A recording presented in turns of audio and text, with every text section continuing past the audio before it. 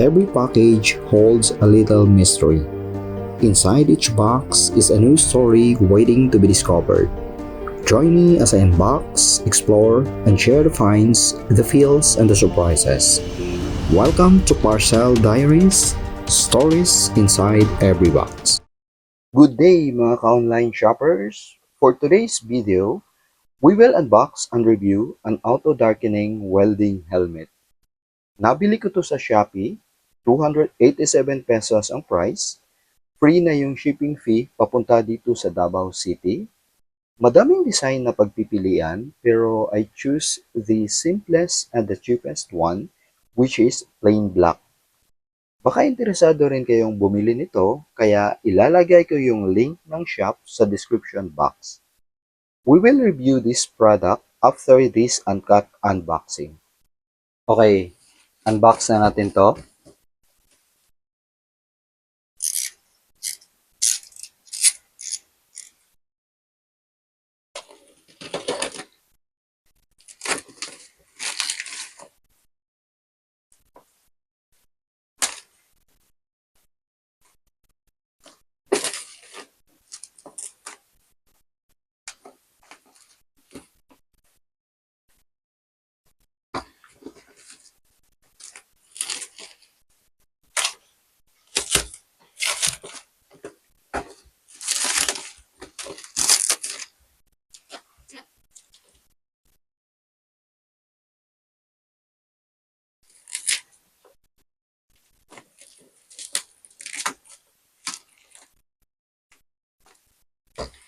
Wala siyang or may fragile packaging tape pala at saka naka-bubble wrap.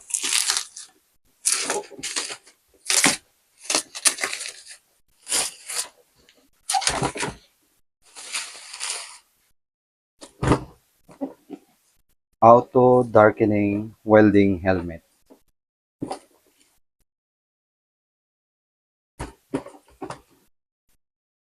So again, plain black ang kulay nito.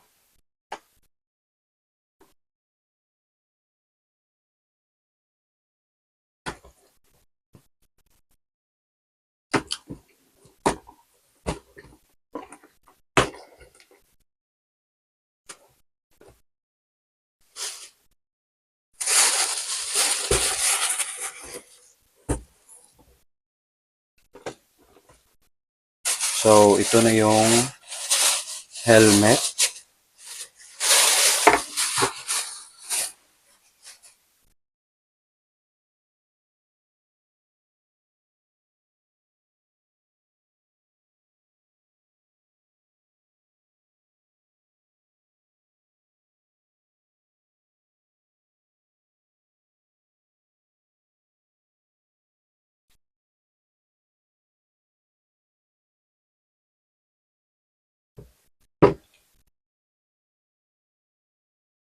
Head strap.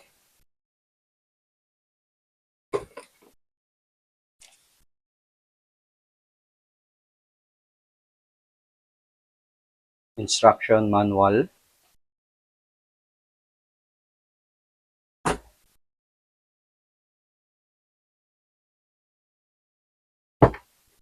Yun lang.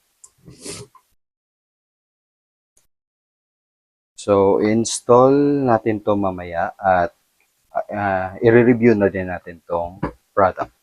Okay. Bago ko i-assemble itong auto darkening welding helmet, ipapakita ko muna yung mga features nito. So, dito sa loob, may dalawang adjustment knob. Itong isa is for sensitivity. You can adjust this from low to high. Counterclockwise, low, clockwise, high. So, ang purpose nitong sensitivity is kung gaano katagal mag-take effect yung auto darkening mode once nakadetect na itong mask ng spark. For example, welding spark. So, pag naka-high, agad-agad mag-take effect yung auto darkening mode. And itong isa naman is for delay. So you can adjust this from minimum to max. Ang purpose naman itong delay is kung gaano katagal bumalik sa normal mode from auto darkening mode. So again, counterclockwise minimum, clockwise max. So pag naka-max, medyo hindi naman masyado matagal pero medyo matagal bumalik sa normal mode from auto darkening mode. So dito naman sa labas, sa gilid ng helmet, may isa ring adjustment knob dito. This is for the darkening mode adjustment knob. So counterclockwise, naka-off. So to turn this on, iikot nyo lang ito clockwise. So once you hear that clicking sound, that means na naka-on na tong auto darkening mask. So ang adjustment na nakalagay dito is number 10, number 11, number 12, and number 13. So the higher the number, mas darker yung darkening effect nitong auto darkening mask. So dito sa loob nakalagay, please remove this protective film before using. So tatanggalin ko muna tong protective film. And by the way, natatanggal din pala to. Press nyo lang to paloob.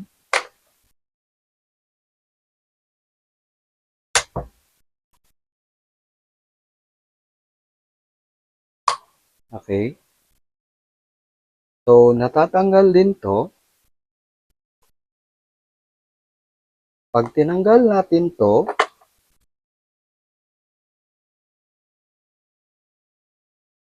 makikita natin dito yung lagayan ng battery.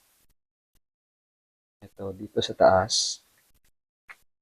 So, dito yung lagayan ng battery. Kung sakaling magpapalit kayo ng battery, so dito yon.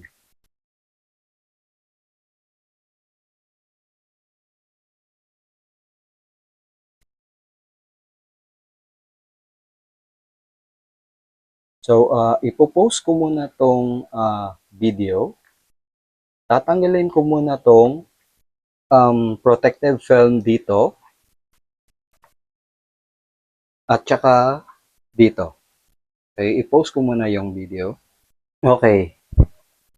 Tinanggal ko na yung protective film nito at ikinabit ko na din.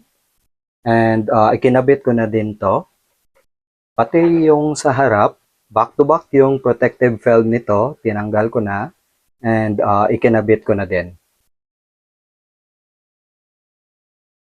Ngayon, ikakabit na natin tong headband niya.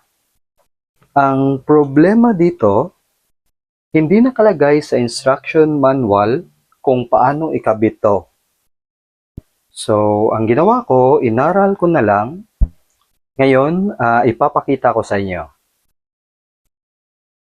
So, tanggalin muna natin to, tong lock.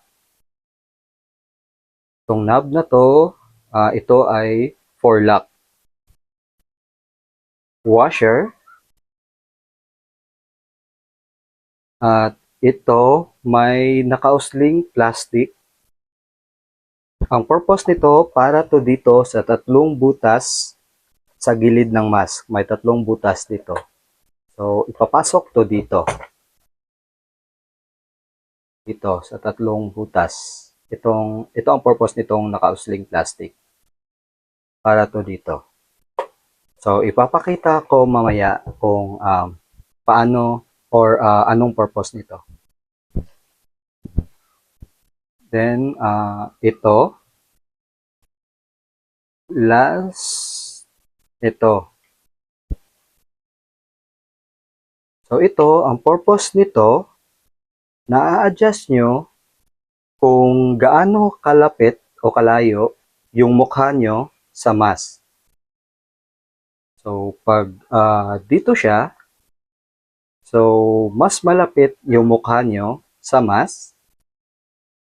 Kung dito siya, so mas malayo yung mukha nyo sa mask. Okay, so kabit muna natin. So, una to. So, pakitandaan nyo na lang yung position. Kasi may naka-uslirik plastic dito. So, you can pause the video. Okay? Para matandaan nyo ang tamang location nito. So, ganyan siya dapat. Sunod, ito. So, dapat nakalabas tong, nasa labas tong naka-usling plastic. Next, yung washer. And then, ipasok na natin to dito sa butas. Yan. So, pasok na natin yan dyan. At, i-lock na natin using tong knob.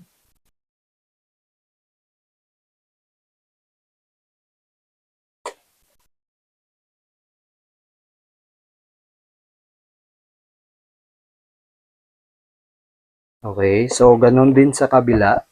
Tanggalin muna natin.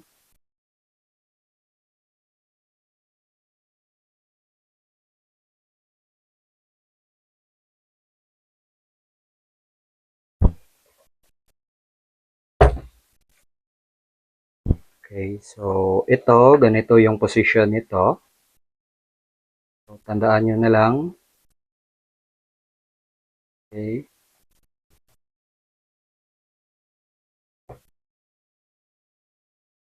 Sunod, ito, again, nakalabas yung nakausling plastic. So nakalabas yun dapat. Washer.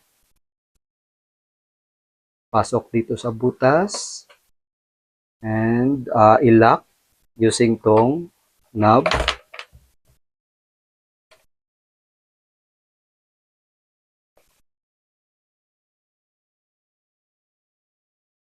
Okay, so ito yung position nito.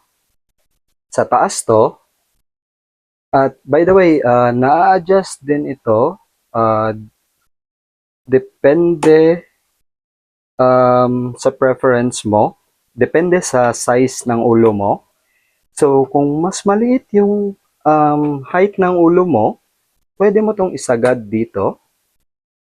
Or kung mas mahaba yung ulo mo, pwede din isagad dito sa kabila. Okay? And ito naman, na-adjust din to. Kung gusto mong higpitan, iikutin mo lang to clockwise. So, clockwise, pahigpit. Counterclockwise, paluwag. Okay? So, ngayon, ipapakita ko kung anong purpose nito. Ito. Kung anong purpose nito. So, kung yung nakausling plastic na pinakita ko kanina, so, kung dito yon ilagay sa um, sa hulihang banda ng butas, so closer sa edge, pati yung kabila, so kung dito natin ilagay, pasok natin yung nakausling plastic,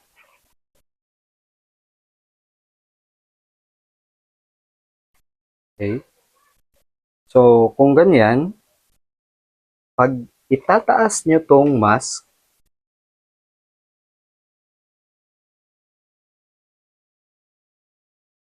so mas mataas yung pagtaas ng mask.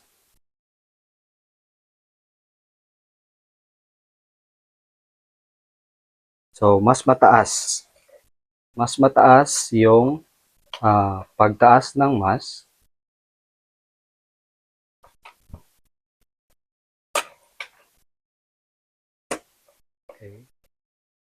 So, mas mataas yung pagtaas ng mask. Kung dito naman ilagay sa pinakaloob na butas,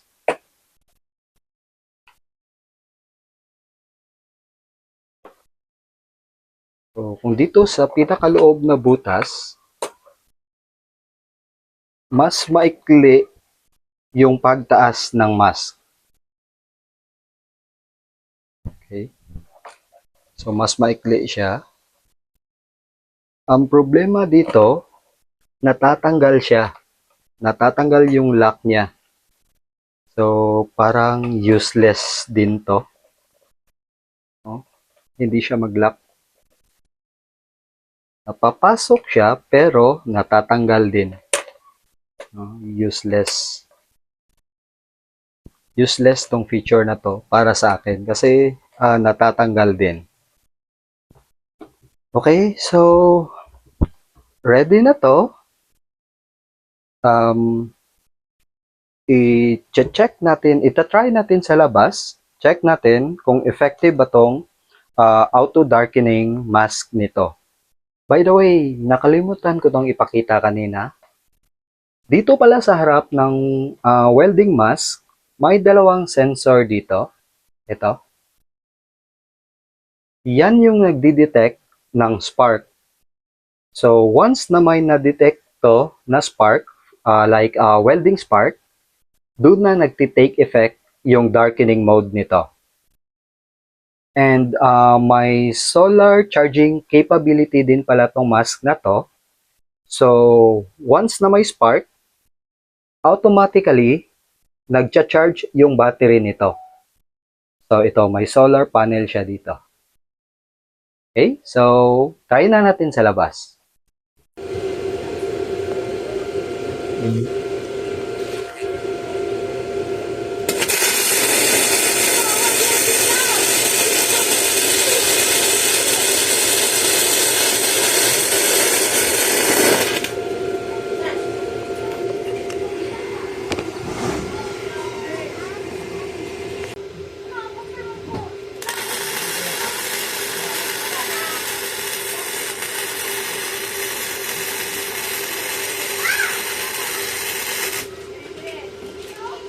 This product is made from cheap materials, but its features work.